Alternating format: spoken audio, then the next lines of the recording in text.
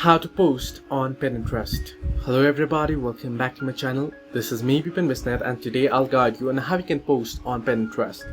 Now, to post on Pinterest, it's pretty simple and easy. You'll have to simply select the create option from the bottom of your screen and then select what type of pin you wish to post. In this case, you'll need to select pin. You can also create a board from there, and if you prefer, select the image you wish to upload after that from your camera roll or take a picture. So you can simply open up Pinterest. You should get an interface somewhat like this. At the bottom of your screen, you can see that plus icon in the middle. So you want to simply tap on it. Once you tap on it, you'll get the option that says pin and board.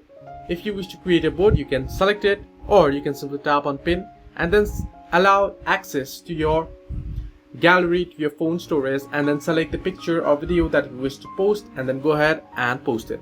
So this is the way that you can post on Pinterest. It's pretty simple and easy, right?